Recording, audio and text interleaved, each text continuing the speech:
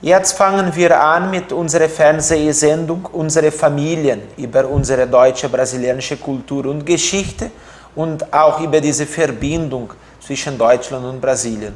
Começa mais programa Unsere Familien aqui na Vale TV, onde a gente fala sobre as relações, sobre a história, sobre o presente da nossa região, sobre essas relações teuto-gaúchas, teuto-brasileiras. Temos a alegria de ter conosco hoje nosso querido amigo Roberto Atkinson, que vem nos contar mais sobre a sua cidade.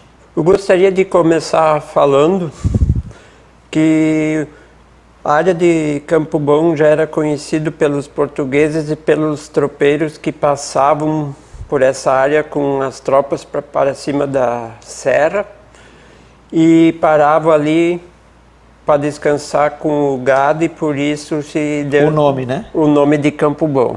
Uhum. Depois a área de Campo Bom entrou no projeto de colonização alemã promovido pelo Império, ou seja, na antiga colônia alemã de São Leopoldo. Os primeiros imigrantes germânicos chegaram em 29 de junho de 1925 na área de Campo Bom. De 1825? É. Essa é a data que marca a chegada em Campo Bom. É, da primeira família, que é a família do imigrante Wilbur. Mas logo depois foi um grupo de famílias Sim. que se estabeleceu ali. E outra questão, Atkinson, no início a maioria luteranas, né? Sim. Ou a comunidade tinha predominância luterana. Sim, ela tinha comunidade luterana até 1928, 1929, quando é construída a primeira capela católica em Campo Bom.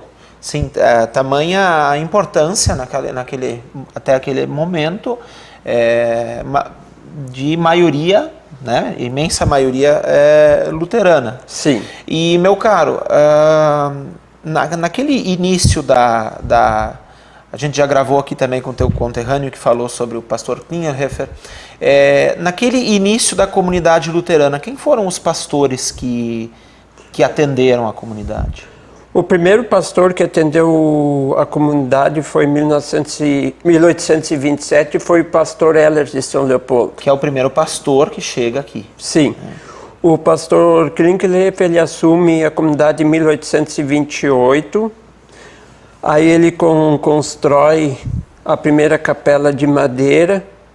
E com a construção dessa primeira capela de madeira, a Campo Bom se torna a sede pastoral do lado direito do Rio dos Sinos. Do Rio dos Sinos, e com isso também sede, mais ou menos até 1850, de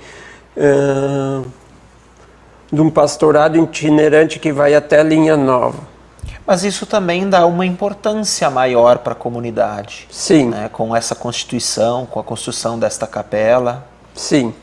E também, meu caro, a importância que o imigrante e os pastores davam para a educação. Sim. Nessa época a gente já tem a fundação de escolas, de educandários em Campo Bom, quando Campo Bom era um pequeno povoado. Sim, nós se referimos à escola evangélica Tiradentes, que na época era chamada Gemeindeschule, ou seja, escola da comunidade, porque sempre era um tripé da imigração alemã. Igreja, escola e cemitério, tudo junto, porque um sustentava a outra. E, meu caro, qual é o ano de fundação desta Gemeindeschule, hoje Tiradentes? Da escola a gente não tem... O exato? O exato, mas pelos estatutos da comunidade, a comunidade foi criada em 2 de fevereiro de 1828. Ela assim se constitui como uma das escolas mais antigas. Sim. No próprio Rio Grande do Sul. Sim. Que na época o ensino era ministrado na escola já pelo pastor ou por um professor, por alguém que tinha mais instrução? Sim. Ou uma pessoa mais qualificada, ou que também não tinha tantas aptidões na agricultura, outros meios também. Sim, porque a gente sabe que muitas vezes aquele que tinha conhecia um pouco mais do que Sim. os demais, não necessariamente tendo formação para ser professor, Sim. mas acabava sendo o mestre dos alunos. Sim, sim. E uma outra questão, se você puder destacar para nós sobre algumas dessas famílias pioneiras, porque Campo Bom tem isso, assim, muitas famílias que deram grande destaque, não só para o município, para a localidade, quanto para a região. Sim. Por exemplo, vamos citar, por exemplo, nós podemos citar, por exemplo, a família Vetter, do Johannes Vetter. Ele veio em 1826, Johannes veio com quatro filhos, aqui nasceram mais 3, total de 7.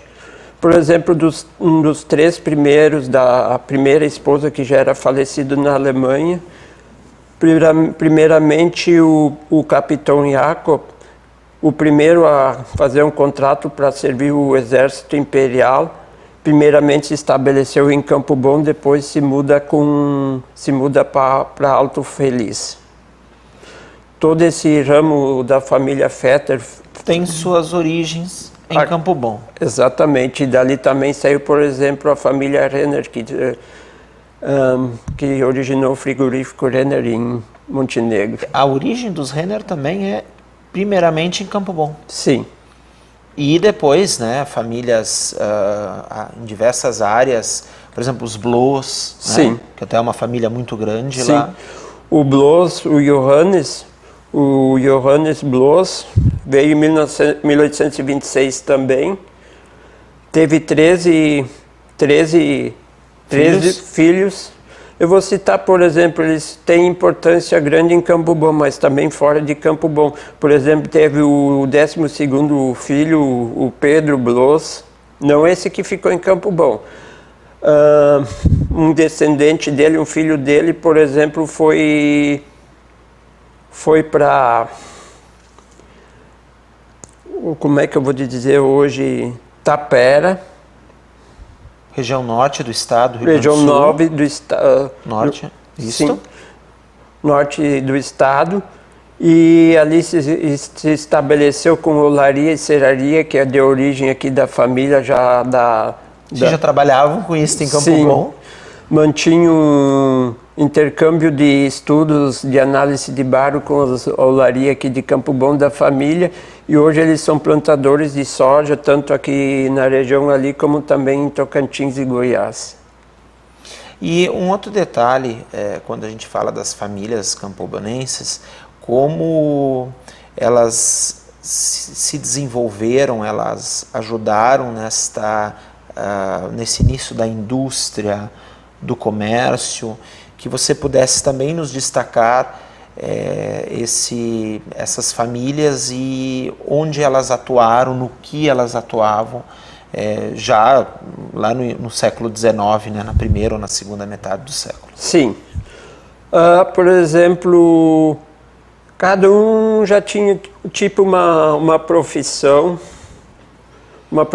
assim, ó, eu sou celeiro, faço tamanco, eu faço não sei o que. Mas, por exemplo, o 4º filho de Johannes Vetter, o Adam, que casou com uma filha do William Helt, imigrante também, ele já era sapateiro. A partir ele teve um filho, entre vários, chamado Jacob Vetter. E esse Jacob Vetter é o pai do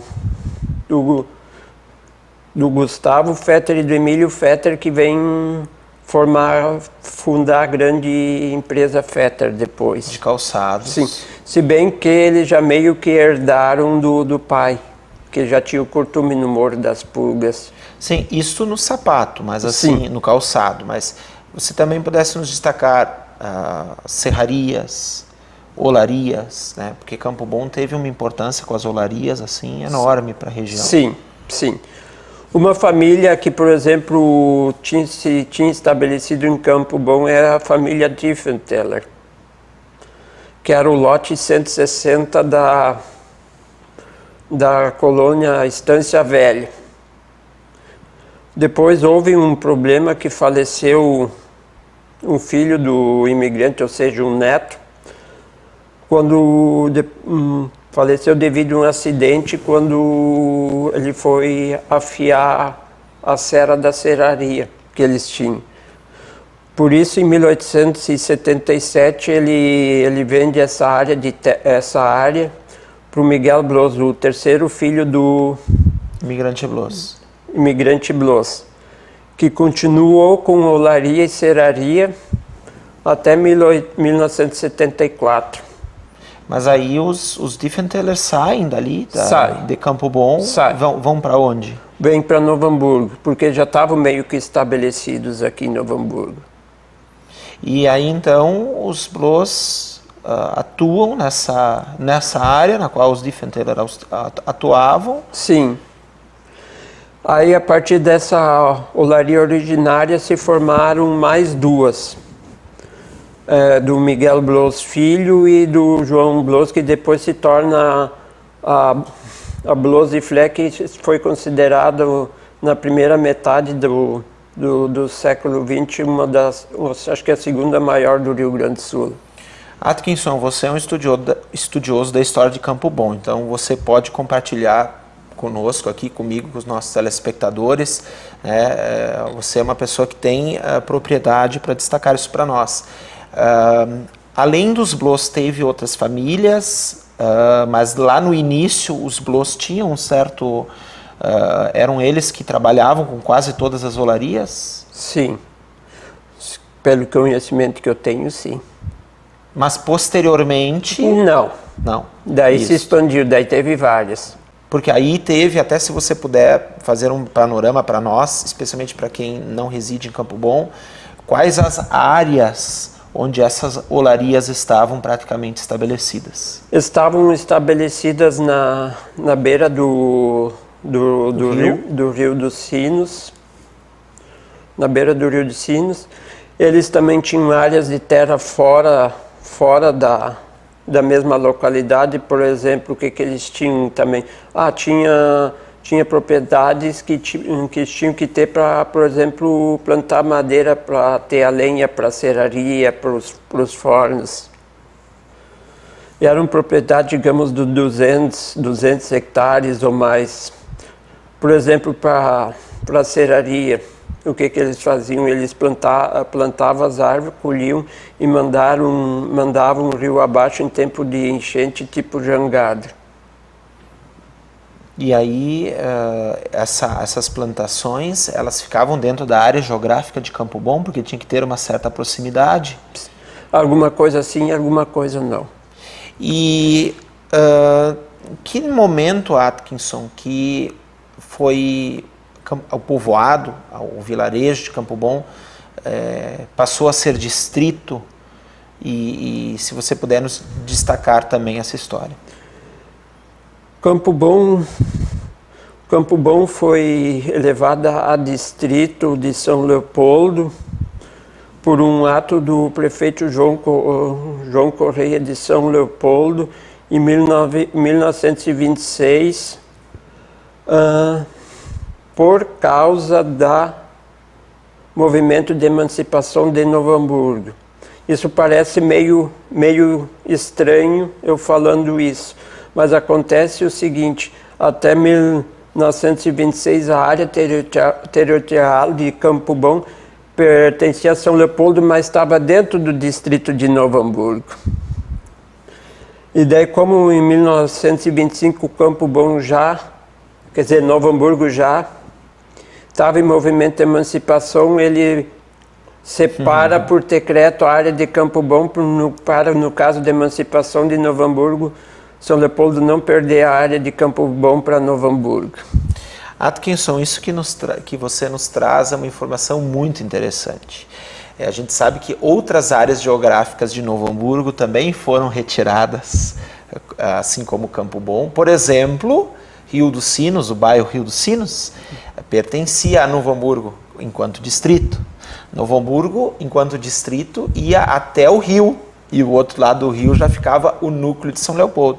Então você nos traz uma informação muito interessante do quanto Campo Bom, mesmo com todo o desenvolvimento, pertencia geograficamente a Novo Hamburgo e em 25, então, foi retirada... 1926. A 26. Porque em 1925 já... O movimento. Sim. Daí foi levado a 10º distrito de São Leopoldo com a emancipação de Novo Hamburgo em 1927, ele passou a ser o segundo. Mas veja bem, Atkinson, aos nossos telespectadores, o governo municipal, a intendência, né, hoje a gente diz Prefeitura de São Leopoldo, já previa que haveria uma emancipação, porque o Conselho Municipal de São Leopoldo não tinha aceito e Novo Hamburgo já tinha encaminhado isso ao governo do estado. E então, como bem você disse, em 26, Campo Bom se torna distrito, né, o 10º, não, qual? O 10º distrito de São Leopoldo, né, que era a sede. Bem, e nesse período assim que se torna distrito, mesmo assim a atenção da sede para com o distrito não era tão grande. Né? Isso também fez que Campo Bom mais tarde procurasse a emancipação de São Leopoldo. Sim, sim. Eles até tinham boas relações, mas a questão da emancipação de Campo Bom começou em 1954, quando surgiu um grupo em Campo Bom, um movimento chamado os Amigos de Campo Bom, que procuravam trazer melhorias para Campo Bom. Por exemplo, com esse grupo eles trouxeram a primeira mostra de orquídeas para Campo Bom do Rio Grande do Sul. Começaram a dar nome às ruas, mudaram o nome da antiga Rua Travessão para a Avenida Brasil. Primeiro plano diretor de Campo Bom de 1954. E a partir desse núcleo que nasceu a Comissão de Emancipação de Campo Bom, que ocorreu em 31 de janeiro de 1959. Porque existe uma série de emancipações realizadas, tanto lá atrás quanto posteriormente, justamente pela falta de atenção que a sede dava, né? Porque, veja bem, Novo Hamburgo, quando se emancipou, toda essa área geográfica aqui em volta ainda pertencia a São Leopoldo. Né? Então, Novo Hamburgo fazia divisa com São Leopoldo por todos os lados. Sim. Né? Inclusive com Campo Bom, como você disse, como 10º distrito da cidade. Bem, Atkinson, então, se você puder também contar para nós, um pouquinho mais detalhado, sobre, de fato, esse desejo dos campobonenses pela emancipação. O desejo pela emancipação de Campo Bom ocorreu principalmente por causa do grande desenvolvimento que Campo Bom teve por causa do setor calçadista. Se eu não me engano, em 1957 e 1956, por essas datas, não me lembro exatamente qual delas, Campo Bom era considerado um dos menores distritos do Brasil, mas um de maior arrecadação per capita. Sim, menores geograficamente. Sim, graças à indústria do calçado, que começou a florescer com os calçados Fetter, aí os Schartten em 1928, a partir dali começaram a surgir várias fabriquetas e as fabriquetas que deram origem às gigantes que nós tínhamos até a década de 1990. Foram muitas indústrias do calçado. Sim. Assim, se até você puder citar mais algumas para nós. Cronologicamente, o Schartten, que depois virou o Jubileu, é de 1928. Nós temos o Reichert, que é de 1935, nós temos o Strasburger, que é da década de 1930, mas nasceu como sandálias Tripsis. Strasburger só entram depois como sócios. Nós temos o Schmidt Irmãos de 44, nós temos o Cattleya de 1954, assim são várias. Não, e o interessante é que, como você disse, Schmidt Irmãos, os calçados Reichert, são indústrias que duraram décadas. Sim, o Reichert, quando resolveu fechar, porque chegaram à conclusão que não valeria mais a pena eles produzir, porque estavam pagando para produzir. Mas isso nem faz muito tempo. Não, foi em 2007. Exato. Né? Mas quanto tempo, quantas décadas que esta empresa consolidada gerou produção, gerou renda, né, para a comunidade, para a região. 77 anos, é um ciclo. Poxa, e também com centenas de funcionários, né, Atkinson? Sim, só na matriz tinha mais de 3 mil.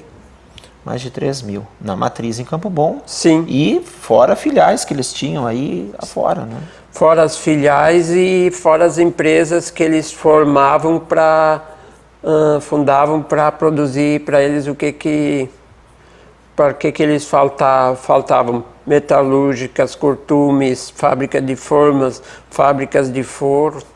Mas essas próprias empresas, elas faziam parcerias com outras ou elas tinham dentro do seu parque industrial ou dentro da cidade, constituíam essas outras empresas para fornecer esses produtos? Eles constituíam essas empresas e muitas vezes em conjunto com outras empresas de calçados.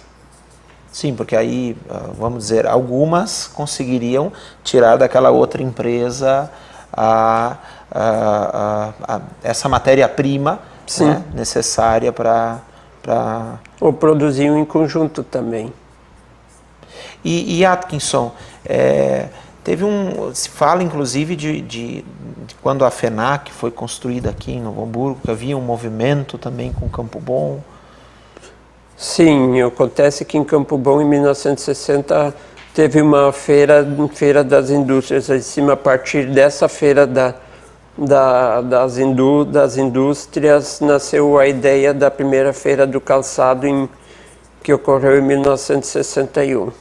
Que para Novo Hamburgo foi muito importante, né, ter consolidado aqui, devido a não só o calçado, quanto até hoje outras... a importância maior, né, da própria FENAC, dos pavilhões ali, Sim. do espaço. E Atkinson, quando o Campo Bom conseguiu se emancipar, né, foi importante porque campobonenses puderam administrar esta cidade. Sim, né? sim. A gente vai ter uma próxima entrevista também para falar sobre isto, mas assim, a importância de Campo Bom como cidade. Campo Bom, a importância de Campo Bom foi muito grande, economicamente também para o Rio Grande do Sul, por causa da sua grande produção de calçados. Por exemplo, para vocês terem uma ideia, muitas, mesmo da Europa, as fábricas que criavam máquinas de calçados vinham fazer os estudos, desenvolver dentro das indústrias calçadistas de Campo Bom. E Atkinson, como nós estamos indo, né, para as considerações finais, você também que pesquisa muito a história do teu município, da região e da imigração alemã, puder também registrar para nós sobre a importância de a gente estudar esses temas, essa história regional aqui.